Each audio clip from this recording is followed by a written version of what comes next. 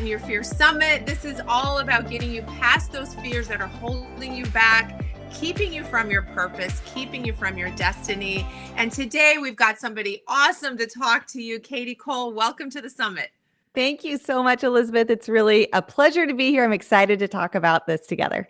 Well, I'm so excited that you agreed to be a part of this because you've got a very unique perspective. And I want people that don't know you yet to understand kind of what you're doing today, but also how you got there, because you are definitely walking in your purpose and your giftings, which means you've overcome fear along the way. And we'll get into that. But tell everybody what it is that you're doing right now and how you got there. Well, thank you. I appreciate that. So I first started my career out in nursing and then quickly got recruited to start working at my church that was growing pretty quickly. So I ended up staying there about 16 years and eventually became one of the executive directors over multiple campuses. It's a large church down here in South Florida.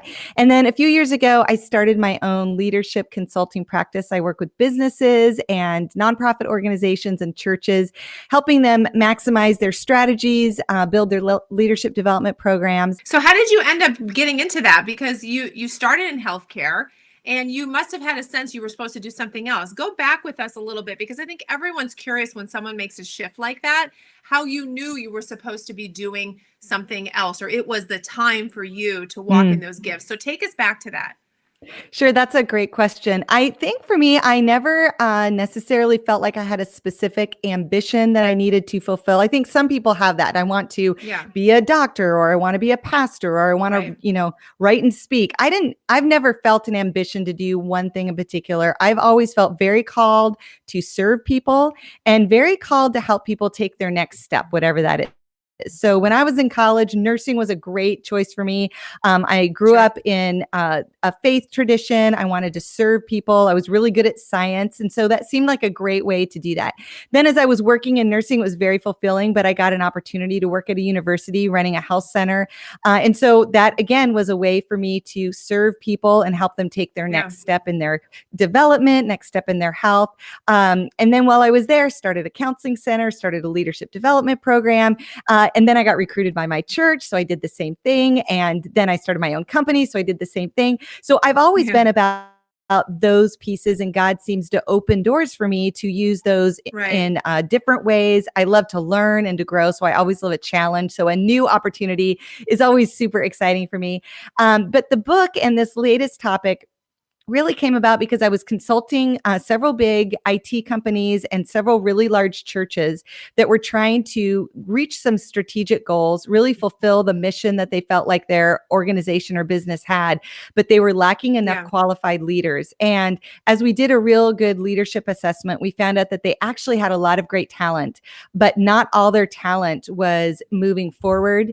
Not all of them were being developed equally. And many of them felt like their leaders actually didn't want them to take on more responsibility, which was the opposite of what these leaders wanted. They just assumed if people didn't apply for a job or didn't sign up for the leadership school, that they weren't interested in growing. And so that kind of space between what the leaders wanted to do and what the employees were hoping to do, they were so close together, but they were so far apart. And I wanted to do a research project on helping close that gap. And so that's where the research project, the book, and now what I talk the most about. Oh, I love it. I love it. You found that specific space. It's always exciting to talk to somebody who knows exactly. I see there's nothing better than knowing your purpose. It evolves and changes in your audience and all that, but knowing that you're waking up and walking in it, no matter how hard some days are, it is the best feeling. So we're talking about fear in this summit. So I want you to go back to some of those changes and choices. And what can you share with us from a personal standpoint about fears that you've encountered along the way, how you deal with them, how you overcome fear, and even in your daily work now? Yeah, I think fear is one of those things that is always going to be with us if we want to grow or reach or stretch or do more. But I would even say staying back, shrinking back has its own sense of fear. It's part of being in a broken world, is that there are things that we're scared of. Sometimes we're afraid of taking a step of risk and going for something and failing, or people not being happy with us, or disappointing ourselves or someone else. Sometimes we're scared of holding back and missing an opportunity and not really fulfilling what we're supposed to do or reaching our potential. So fear is kind of a constant. And I think for me, being comfortable with that, learning early on that was sort of like always going to be present, helped disempower fear from being the reason I wouldn't do something. Now, I wouldn't say that made it go away, but it changed the way that I looked at it. And instead, I think learning things about myself, like I am an opportunity-oriented person. So if I'm going to feel fearful, it's probably to listen to that fear would be to really to listen to that fear would be to not listen to myself and how God made me to be. So I think over the years, my the fears have changed, and the way I deal with it matures, but the presence of it is always still there. And I would say my personality is not one that lives in a lot of fear. And so I've probably taken bold steps that other people will say to me, I can't believe you could do that. I would be so scared. Those things haven't necessarily felt scary to me. I think for me, my biggest fears have been more personal pieces, intimate relationships, being really authentic with people that I care deeply about, taking risks in terms of confrontation. Those things have always been the harder piece for me. And I feel like that's one of the challenges of being in sort of our COVID-19 arena, is that this is putting pressure on our careers, our decisions, our relationships, how we think about life, what we feel like is important. So it's almost like any opportunity for fear has so many places to eke in all at one time, versus maybe, kind of feels like sometimes you sort of are like, I'm taking the next challenge, and then I'm up for the next challenge, and then I recover and I'm up for the next challenge. And at least for me, and I think most of the people that I know, it's a little bit more challenging when you feel like you've got fear hitting you in multiple dimensions at one time. So I've had to even adjust now. What is it that I do to navigate that fear? I would say most of the tools and practices I've learned in the past aren't working as effectively in this dynamic. And so it's been a real stretch to grow into the environment at least I find myself in now. I'm sure I'll look back at some point and be like, wow, I learned so much. But right now in the messy middle, it just feels, big. I don't know if you feel that way, but it just feels big. It feels really big. And I think you make a good point in that it's hitting like every area of your life. And we're not used to that. Normally, we have one big challenge is in front of us, or we're having a relationship challenge, or we're having a workplace challenge, or whatever that is. But across the board, and especially if you have children who are school age, you are being, just attacked with all of this pressure and really all this fear. And I do think too, that fear of the unknown has taken over in such a big way, because we don't know what tomorrow brings. Not that we ever did, but it's attacking our basis of sort of like what we think we know. So it's really an opportunity to either give into that and fall apart, or to sort of reset how we manage fear in our lives. Now, women bring their own flavor to this, and we're different than men in a lot of ways in how we react to fear. So you do a lot of coaching around leadership for women and the uniqueness of that. In your opinion, how does fear show up differently for women? Or when you're talking to women that you coach and in leadership or anything, what do you hear that's different for them related to fear? I think one of the most consistent things is women, particularly women who are leaders, women who are achieving things or care about moving things forward, whether that's at home or at work or both. So kind of forward moving women. Not all women are the same, but I definitely think women who are more leadership minded or accomplishment minded, we tend to battle fear in a couple different fronts. In comparison to men, particularly, we have a lot more internal fears that we navigate without anyone else knowing it. And that's one of the challenge. It's one of the great parts about being a female leader, is that we have a really unusual sort of superpower ability to keep everything great on the outside, no matter what we're struggling with on the inside. Now, the great part about that is that your kids can be, standing there gushing blood, and you're like, it's great. It's going to be fine. Let me just get a towel. There's a piece of that as a leader that's really important. You can be, in a board meeting and things crumbling around you, and you can still look cool and have it together. Like there is something really powerful about a leader who can navigate the emotions of fear and still bring calm to the people that you're influencing and leading. And that is a gift I wouldn't want us to give up. The downside of that, though, is that if we don't tend to our fear, if we just pretend like it's not there, or we only internally absorb it and not give ourselves an ability to process it, experience it, get it out of our bodies and really wrestle with it, then we're actually going to become victims of it. And the double challenge for women is that we have a tendency to do that already. We're sort of pre-programmed for that. Generally, women are not the ones that throw a chair across the room in anger, and that's a stress relief. We tend to go, oh, okay, I'll add that to my plate. No problem. I'll get right on that for you with a smile, looking great, right? But then we also, most women have what we call the double shift. So they're doing all of these things in the daytime, whether they're homeschooling their kids with COVID, or they're working online, or they're managing their home. And then in the evening, they do a second shift. They got that side hustle. They are getting dinner ready for the kids. They're putting all the laundry through. Like they have these two worlds. For me, I just got done navigating a couple of really difficult years caring for my aging parents, which were very taxing for me. And so not only are we predisposed to not deal with it, we usually have much less time and space and availability to actually do the hard work of leaning into our fear. And so that's one of the biggest things I think that I've learned that has been helpful.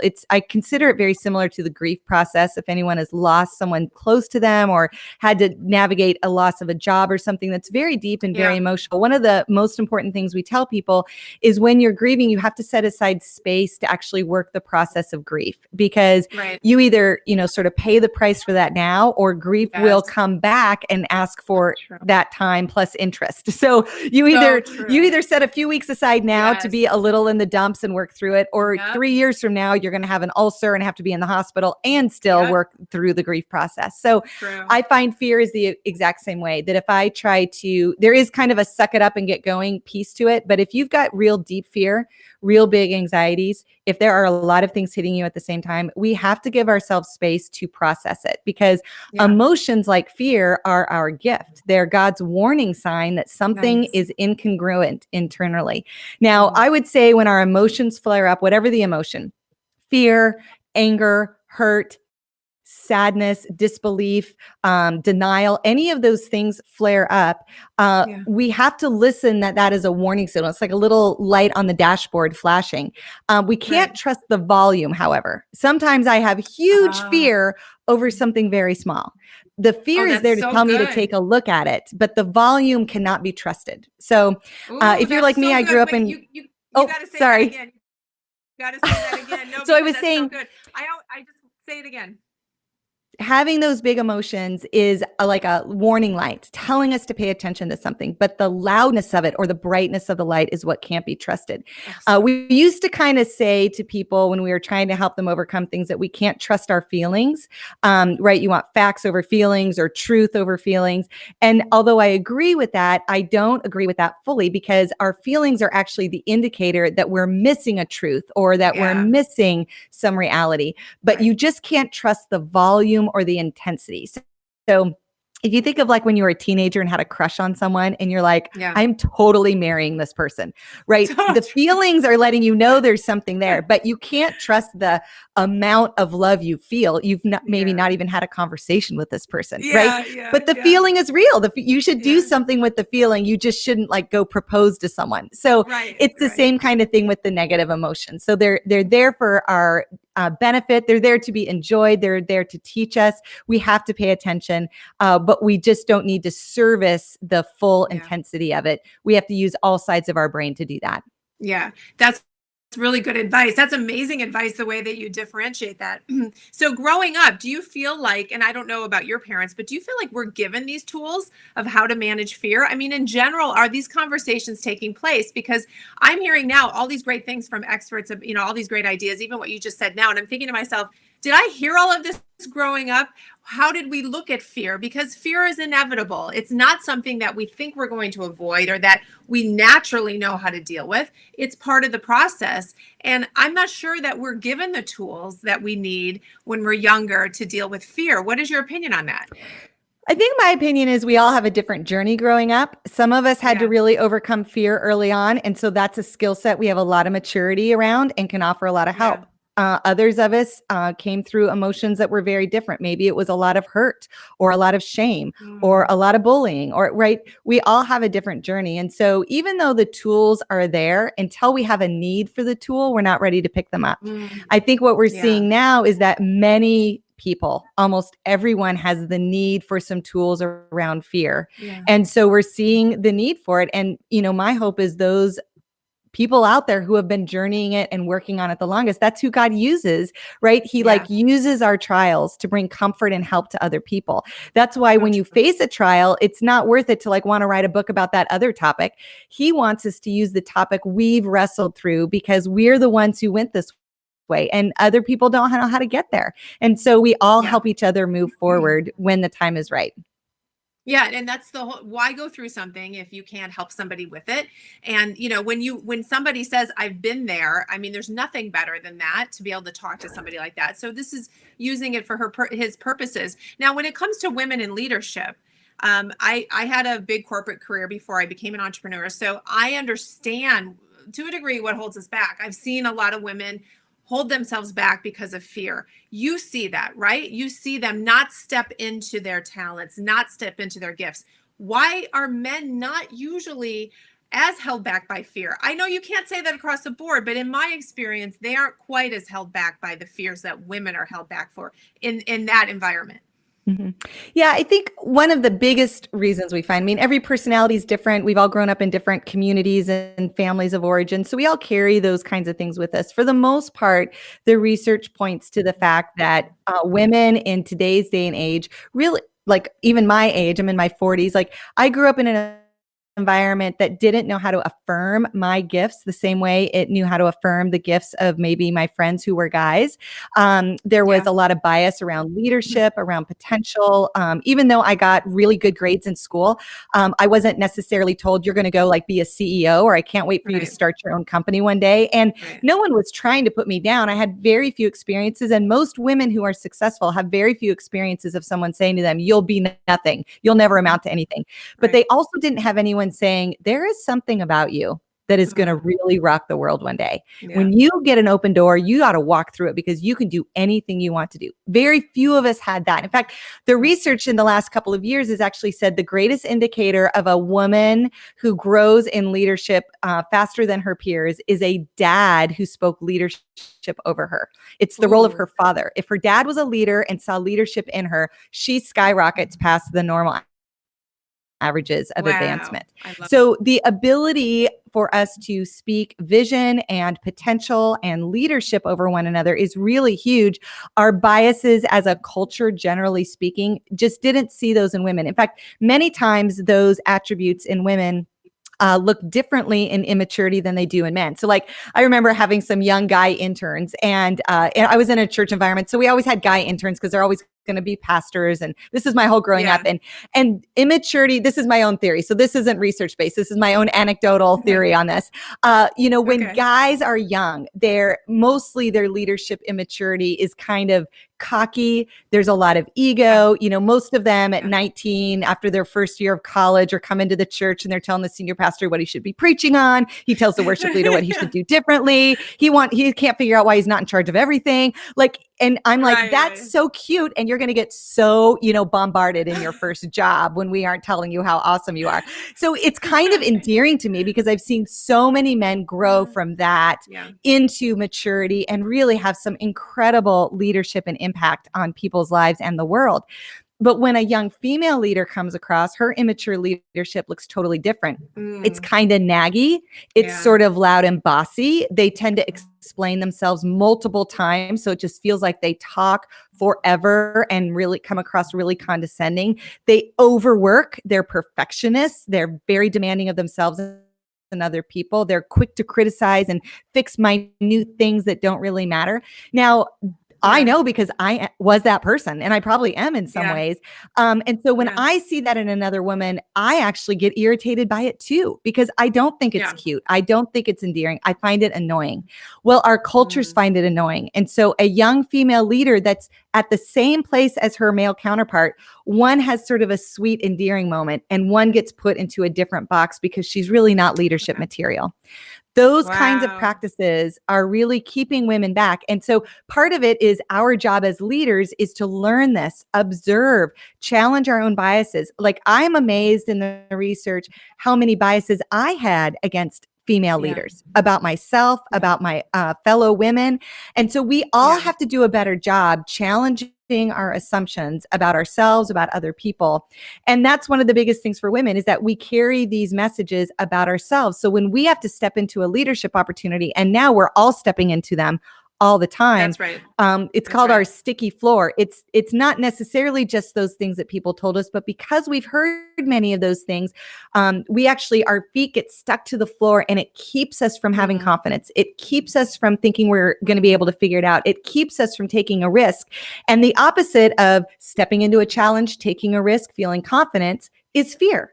And so sometimes the best way to overcome fear is not to focus on getting rid of the fear. It's to focus on getting rid of adding the antidotes to fear, adding confidence, adding truth, adding vision, adding hope, adding those things, and just not letting fear be the thing that's the loudest voice.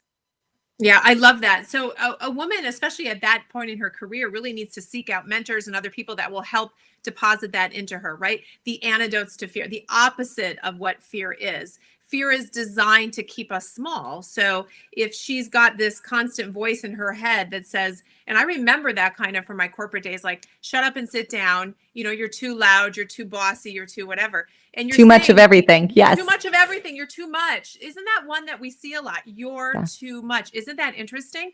And so we know those voices. And I think too that women will actually do this to other women as well. Like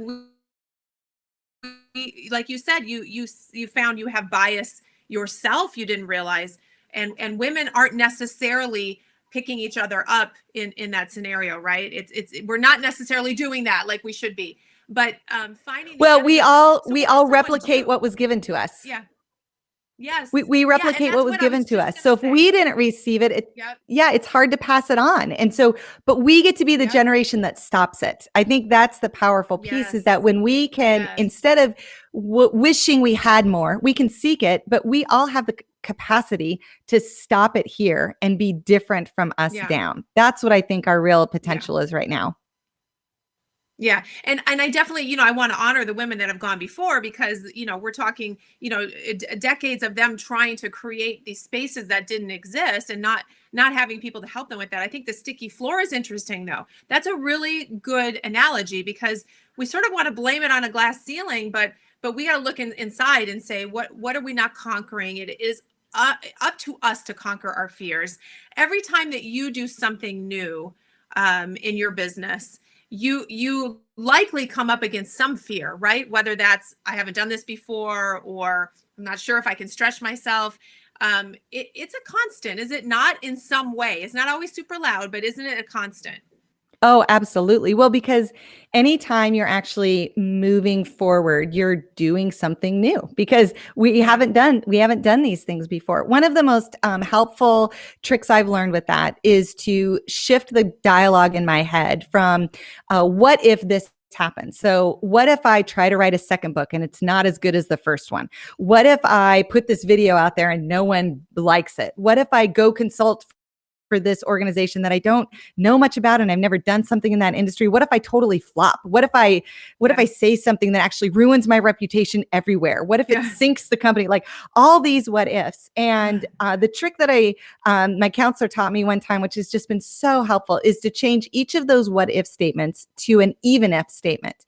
So even if I write my second book and it's not as great as the first, even if I go to a new industry and I totally don't click with them and it doesn't work, even if my company totally dissolves, COVID takes it out and I have to reinvent myself, even if that happens, then I'll just reinvent. Even if that happens, I'll move to a new industry. Even if that happens, I can choose to write another book or choose to not, and I will totally be fine. I'll still have my family. I still am a Right. reasonably sane person. Like, even if, so it's almost like a worst case scenario in our mind. And what it does Yes. is it dispels the real power that fear has, which is to play Mm. on our mind about bad things in the future. And if you think about bad things in the future, you're going to feel bad. That's how that works. Yeah. So if you're Yeah. thinking about what all these bad what ifs, then you're going to feel bad, and fear Yeah. feels bad. But if you could Yeah. change it to an even if and say, like, even if that happens, I'm good at problem solving. Even if that happens, I started one company, I can start another one.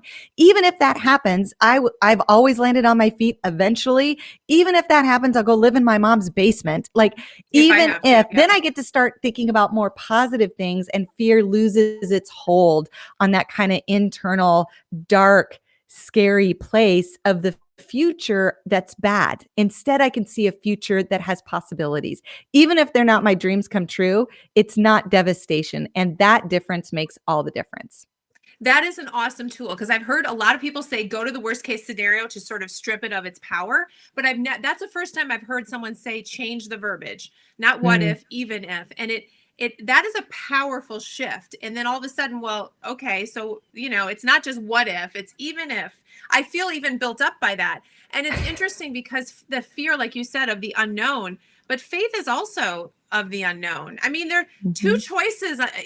Are you going to step into something where you're fearing the unknown, or step into something where you're having faith in the unknown? Because both are unknown. I mean, that's what That's tomorrow right. is for us. That's what the next second is for us.